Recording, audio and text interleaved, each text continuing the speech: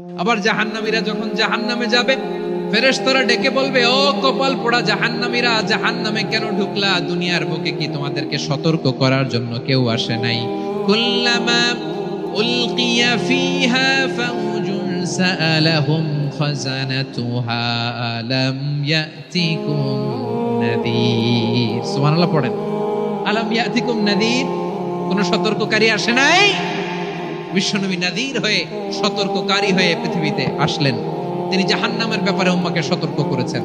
জান্নাতকে যেমনি তিনি চমকপ্রদভাবে উম্মার সামনে পোট্রে করেছেন, চিত্রায়িত করেছেন, ঠিক অনুরূপ ভাবে ভয়ঙ্কর জাহান্নামকেও তিনি এই উম্মার সামনে পোট্রে করেছেন।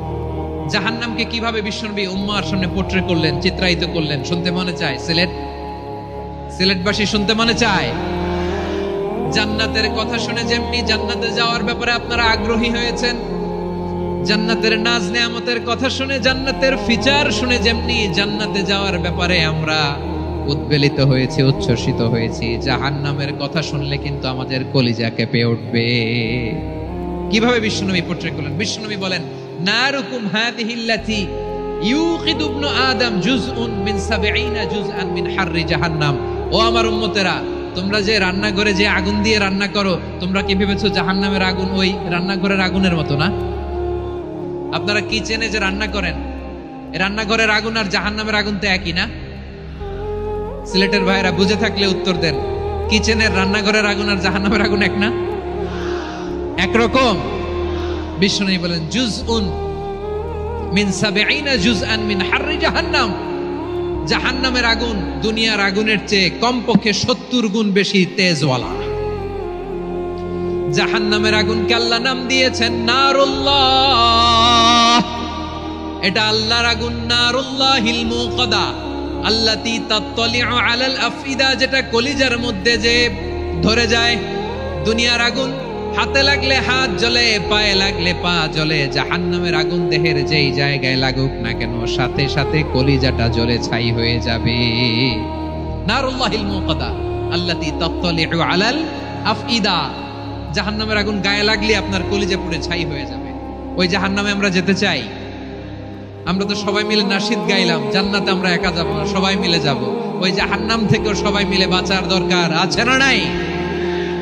কি ভয়ঙ্কর শাস্তির বর্ণনা যে বিশ্বনবী দিয়েছেন, এত বিস্তর আলোচনার সুযোগ আমার নাই। আমি শুধু সবচেয়ে হালকা পাতলা, দ্য লাইট পানিশমেন্ট, সবচেয়ে হালকা শাস্তি কি হবে এটা বলবো। বিশ্বনবী বলেন, ইন্না আহওয়ানা আহলিন নারি আযাবান ইয়াউমাল কিয়ামাতি লারাজুলুন তুদাউ ফি আখমাসি কদামাইহি জামরাতান ইয়াগলি মিনহুমা দিমাগু। জাহান্নামের সবচেয়ে হালকা আযাব কি হবে শুনুন। সবচেয়ে ভারী না হালকা? সবাই বলুন, জাহান্নামের সবচেয়ে কঠিন আযাব না হালকা? জাহান্নামের সবচাইতে হালকা আযাব হলো ওই ব্যক্তির আযাব যার পায়ে দুটো জাহান্নামের আগুনের জুতা পুড়িয়ে দেয়া হবে। ওই আগুনের উত্তাপে তার মাথার মগজগুলো ভাতের মারের মতো টপ টপ টপ টপ করে বেয়ে বেয়ে পড়বে। নাউজুবিল্লাহ পড়বেন না? আচ্ছা প্রিয় সিলেট, আওয়াজ করে বলেন, এইটা যদি সবচেয়ে লাইট পানিশমেন্ট হয়, সবচেয়ে হালকা পাতলা সহনীয় আযাব যদি হয়, তাহলে ভয়ঙ্করতম আযাবের কি অবস্থা হবে? আমরা কি ওই জাহান্নামে যেতে চাই? জাহান্নামের অবস্থা এত ভয়ঙ্কর হবে, জাহান্নামের ভেতরে লক্ষ লক্ষ কোটি কোটি কাফির মুশরিককে দেওয়ার পরেও জাহান্নাম বলবে, হাল মিন মাজিদ, আরো আছে নাকি, আরো দাও।